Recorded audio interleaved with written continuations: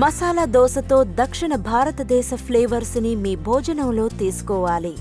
ఇది ఇంకాస్త ఆకలి కలిగించేందుకు ప్రత్యేక పదార్థం. కొద్దిగా యమ్మీగా అనిపించే అమూల్ చీజ్ కలపాలి. దోసను తయారు చేయడానికి మీకు కావలసినవన్నీ ఇక్కడ ఇస్తున్నాము.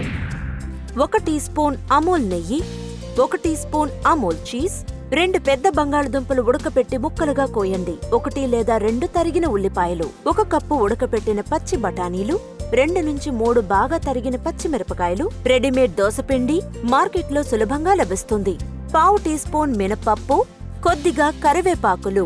మీకు కావలసిన మసాలాలు: 1/2 టీ స్పూన్ పసుపు, 1/2 టీ స్పూన్ ఆవాలు, రుచికి సరిపడినంత ఉప్పు. మొదటగా మనం మసాలా తయారు చేయాలి. కాబట్టి డీప్ పాన్లో అమూల్ నెయ్యి వేసి, అది వేడెక్కిన తరువాత ఆవాలు వేసి వేయించాలి. తరువాత మినప్పప్పు, పచ్చిమిరపకాయలు, కరివేపాకు మరియు పసుపు కలపాలి. ఇప్పుడు దీన్ని బాగా కలయబెడదాము. ఇప్పుడు తరిగిన ఉల్లిపాయలు వేశాక ఇవి దోరగా వేగేంత వరకు మనం వేయించాలి.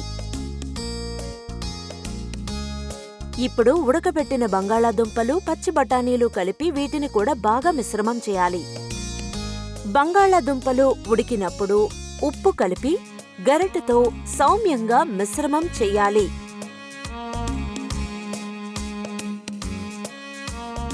వెంటనే దోసకు స్పైసీ మసాలా తయారవుతుంది. పొయ్యి ఆపేసి ప్యానును దించాలి. దోసలో వేసేందుకు కొద్దిగా అమూల్ చీజ్ని తరుగుదాం. ఇప్పుడు కరకరలాడే దోసను తయారు చేద్దాం. 1 గరిటె దోసపిండిని తీసుకుని దాన్ని సమతల ప్యానుపై పోయాలి. గరిటె వెనుక భాగంతో మధ్యలో మెల్లగా ప్రెస్ చేసి దాన్ని నెమ్మదిగా వలయాకారంలో మరియు సమంగా స్ప్రెడ్ చేయాలి. దోసపై అమూల్ నెయ్యి చల్లాలి.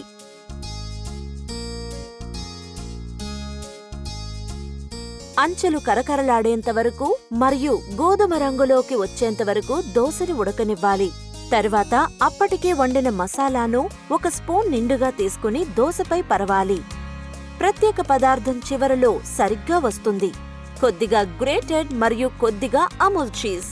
మీరు మరింత చీజీగా కోరుకుంటే ఇంకాస్త కలపొచ్చు. తర్వాత దోసను సగానికి మడిచి పాన్ నుంచి తీయాలి. దక్షిణ భారతదేశానికి చెందిన రుచికరమైన దోస ఇప్పుడు వేడివేడిగా వడ్డించడానికి సిద్ధంగా ఉంటుంది. ఈ రుచికరమైన చీజ్ మసాలా దోసను వేడి సాంబారు మరియు చట్నీతో ఆస్వాదించండి.